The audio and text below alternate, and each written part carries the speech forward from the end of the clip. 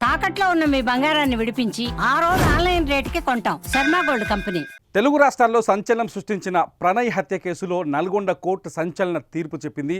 ఏటూ నిందితుడు సుభాష్ శర్మకి ఉరిశిక్ష విధిస్తూ జడ్జ్ రోజా రమణి సంచలన తీర్పును చెప్పారు. అట్లాగే ఈ కేసులో మిగిలిన 6 నిందితులకి కఠిన యావజ్జీవ కారాగార శిక్షను విధించారు.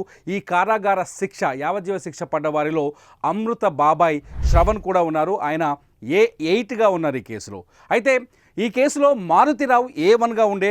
ఇదివరకు ఎవరు అమృత తండ్రి మారుతిరావు. అయితే ప్రణయ్ హత్య తర్వాత మారుతిరావు హైదరాబాదులో సూసైడ్ చేసుకొని చనిపోయారు. ఆ తర్వాత మిగతా 7 నిందితులే ఈ కేసులో మిగిలారు. అందులో A2గా హంతకుడు సుభాష్ శర్మ ఉన్నారు. ఇతన్ని వేరే రాష్ట్రం నుంచి తీసుకొచ్చి ఈ హత్యకి సుపారీ ఇచ్చి దాదాపు ₹1 కోటి సుపారీ ఇచ్చి ప్రణయ్ని హత్య చేయించాడు మారుతిరావు. సుభాష్ శర్మ ఏదైతే సెప్టెంబర్ 14, 2018 తేదీన అమృత తన భర్త ప్రణయ్తో కలిసి కుటుంబ సభ్యులతో కలిసి ఆసుపత్రికి వెళ్ళి తిరిగి బయటకు వస్తున్న సమయంలో ఒక కత్తితో సుభాష్ శర్మ ప్రణయ్ తలను నరికేస్తాడు. ఆ వీడియో అప్పట్లో సంచలనం సృష్టించింది. ఈ హత్యకు ప్రధానమైన కారణం ఏంటంటే కులాంతర వివాహం, ఒక రకంగా చెప్పాలంటే పరువు హత్య. అమృత ఉన్నత వర్గానికి చెందిన అమ్మాయి కావడం, తన కూతురిని ప్రణయ్ ఒక దళిత కుటుంబానికి చెందిన వ్యక్తి ప్రణయ్ ప్రేమించి పెళ్లి చేసుకోవడంతో మారుతిరావు జీర్ణించలేకపోయాడు. మారుతిరావు ఎలాగైనా ప్రణయ్ పైన పగ తీర్చుకునే ఉద్దేశంతోనే ఈ హత్య చేయించినట్టు పోలీసుల విచారణలో తేలింది. అంతేకాదు మారుతిరావుకి అమృత ఏకైక కుమార్తె. చాలా సంవత్సరాల తర్వాత లేక కలిగిన సంతానం. అమృతని అత్యంత అల్లారముద్దుగా పెంచుకున్నాడు. ఈ నేపథ్యంలో ప్రణయ్ ట్రాప్ చేసి అమృతని పెళ్లి చేసుకున్నాడంటూ మారుతిరావు కుటుంబం కావచ్చు, ఆమె కుటుంబ సభ్యులు కావచ్చు ప్రణయ్ పైన పగ పట్టారు. ఆ పగ నేపథ్యంలోనే దాదాపు ₹1 కోటి సుపారీ ఇచ్చి సుభాష్ శర్మని వేరే రాష్ట్రం నుంచి దించి మిర్యాలగూడలో ఒక పకడ్బందీ ప్లాన్తో హత్య చేశారు. ఈ వీడియోని తెలుగు రాష్ట్రాల్లో ఉన్న ప్రతి ఒక్కరూ చూశారు. ఆ తర్వాత మారుతిరావు తీసుకున్న నిర్ణయం సరైనదే అంటూ, కాదు అని కొందరంటూ అనేక చర్చోపచర్చలు జరిగాయి. మారుతిరావు వైపు కొంతమంది, ప్రణయ్ వైపు కొంతమంది, అంటే సోషల్ మీడియా వేదిక కూడా అనేక చర్చలు జరిగాయి. అన్నింటి నేపథ్యంలో అమృత ప్రణయ్ కేసులో కోర్టు దాదాపు 5 సంవత్సరాల 9 నెలలు విచారణ జరిపింది.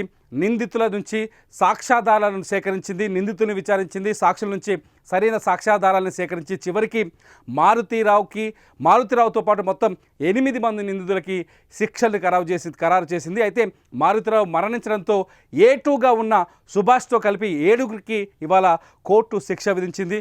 సుభాష్ శర్మకి ఉరిశిక్ష విధించారు. ఎందుకంటే గతంలో కూడా సుభాష్ శర్మ పైన సుపారీ హత్యలు చేసిన ఆరోపణలున్నట్టుగా తెలుస్తుంది. ఆయన ప్రొఫెషనల్ కిల్లర్ అని, అందుకే అతన్ని హైర్ చేసినట్టు కొంత అప్పట్లో చర్చ జరిగింది.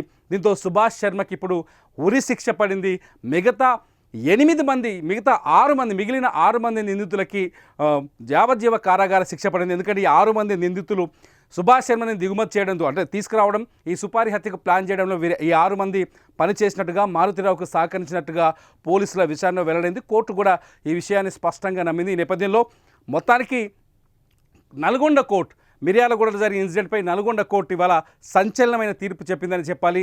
ప్రణయ్ కుటుంబ సభ్యులకి న్యాయం జరిగిందంటూ అక్కడ ఈ కేసును వాదించిన న్యాయవాదులు చెప్తున్నారు. ప్రణయ్ కుటుంబ సభ్యులు కావచ్చు, బంధువులు కావచ్చు, ప్రణయ్ కుటుంబ సభ్యులకి న్యాయం జరిగింది, నిందితులకి సరైన శిక్ష పడిందని వాళ్ళు చెప్తున్నారు. ఇటు అమృత కొంతకాలం తర్వాత, ప్రణయ్ మరణం తర్వాత కొంతకాలం అమృత ఆ ప్రణయ్ ఫ్యామిలీతోనే ఉంది. ఆ తర్వాత తను ఇండివిజువల్గా బయటకు వచ్చేసినట్టుగా తెలుస్తోంది.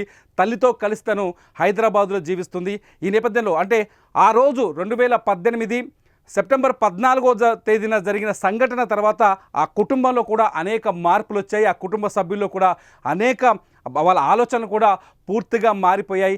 అంత మారిపోయిన తరుణంలో ఈ కేసులో ఈ సంచలనమైన తీర్పు రావడం ఇప్పుడు కొత్త చర్చకు దారి తీస్తుంది.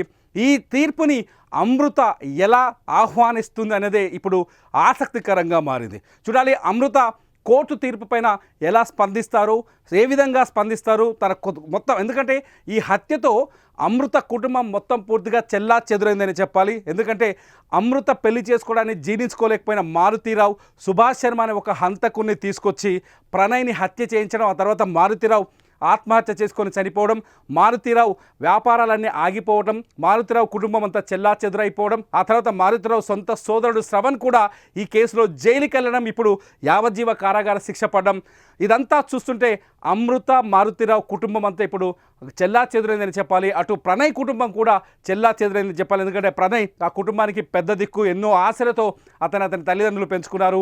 కానీ ప్రేమ వివాహం వల్ల బంగారం లాంటి కొడుకుని వాళ్ళు కోల్పోయారు. మొత్తంగా రెండు కుటుంబాల మధ్య తీరని విషాదం మిగిల్చిన ఈ కేసులో ఇవాళ కోర్టు చెప్పిన తీర్పు నిజంగా ఆ ప్రణయ్ కుటుంబానికి న్యాయం చేసిందా, లేకపోతే అమృతకి న్యాయం చేసిందా అనేది ఇప్పుడు ఆసక్తికర చర్చగా మారుతుంది. చూడాలి ఈ అంశం పైన, ఈ తీర్పు పైన అమృత ఎలా స్పందిస్తుందో.